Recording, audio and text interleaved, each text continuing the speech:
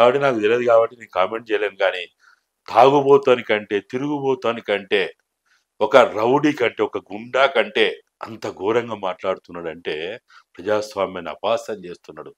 నిరాహార దీక్షలు చేస్తే నేరమట.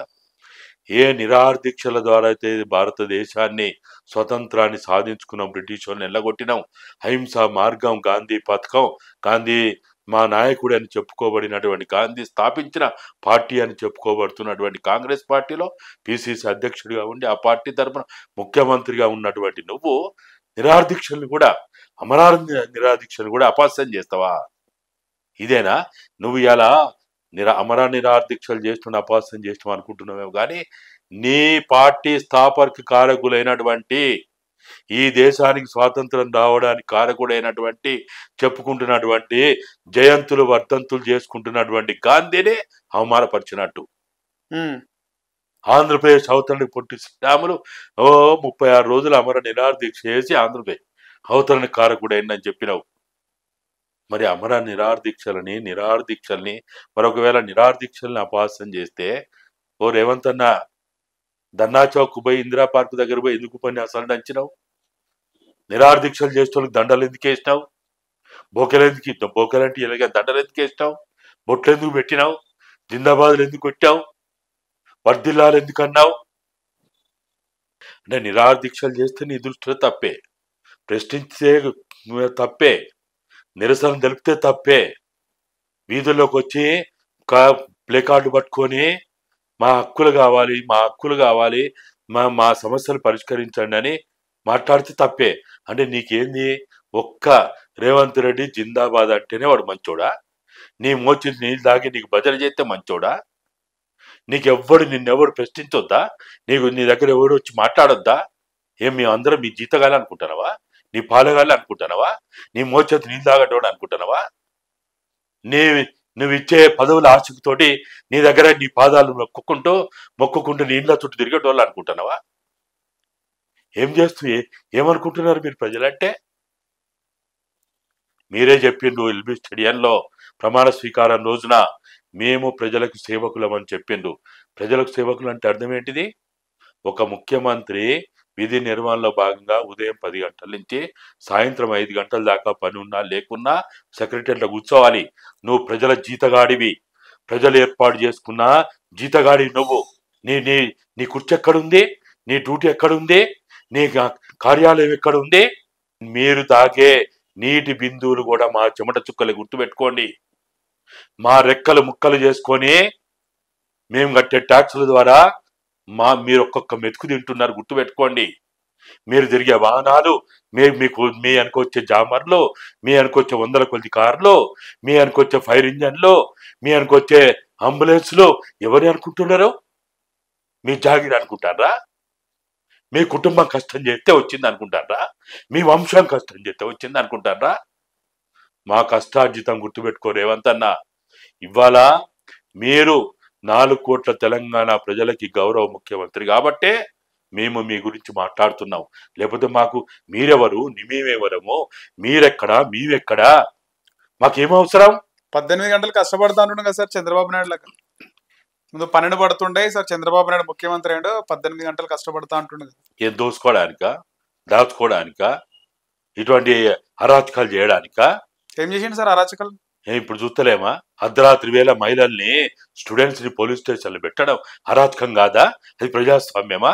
ప్రశ్నించే వాళ్ళని, అరే లైబ్రరీలో నిన్న రాత్రి లైబ్రరీలో కూర్చొని చదువుకుంటుంటే నిర్దాక్షిణ్యంగా వచ్చి మహిళలను చూడకుండా స్టూడెంట్స్ ని, లేడీస్ ని, గర్ల్స్ ని, బాయ్స్ ని తీసుకుపోయి వ్యాన్లో లెక్కించి ఏం తమాషా అనుకుంటారా మీరు? నిజంగా ఇంత తొందరగానే ఈ నిరుద్యోగుల నిరసనలు వచ్చినాయా సార్?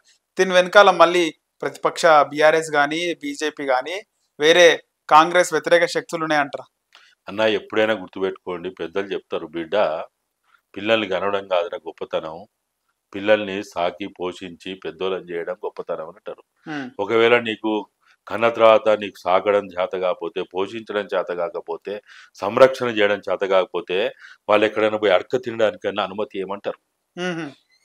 దీనికి అంబేద్కర్లు, గాంధీలు, లెనిన్లు, మార్క్సులు, పూలేలు, ఎవరు అవసరం లేదు.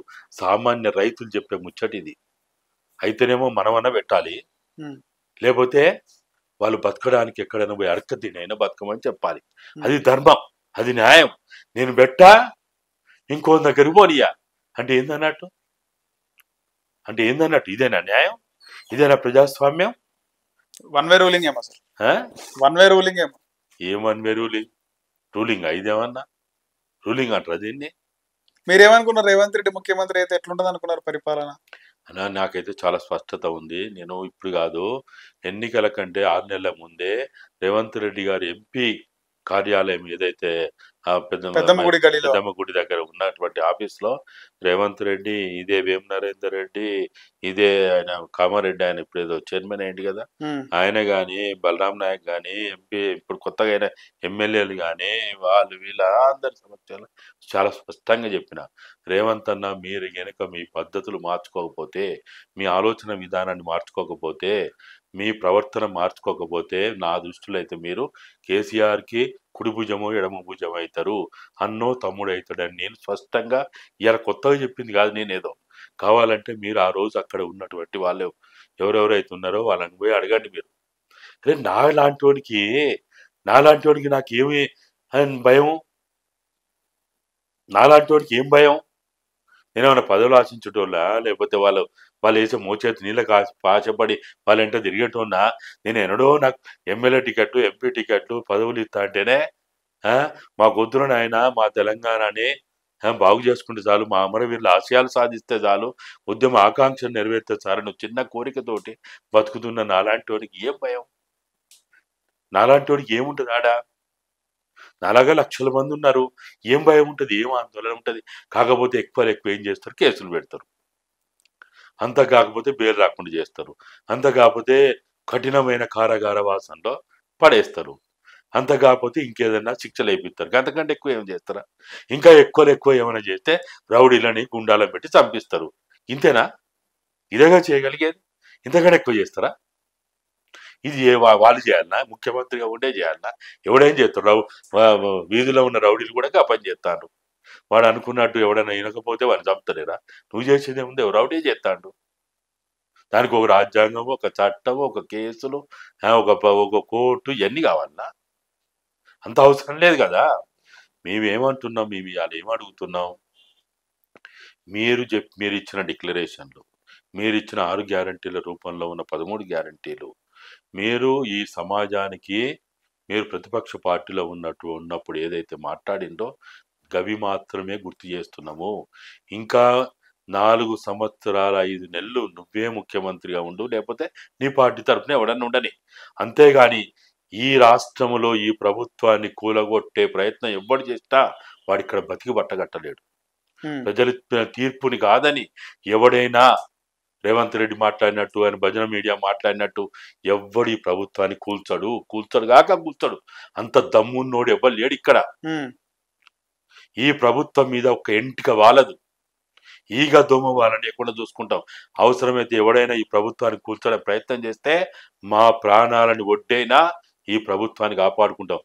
వీళ్ళకి తెలంగాణ చరిత్ర తెలియదన్నా.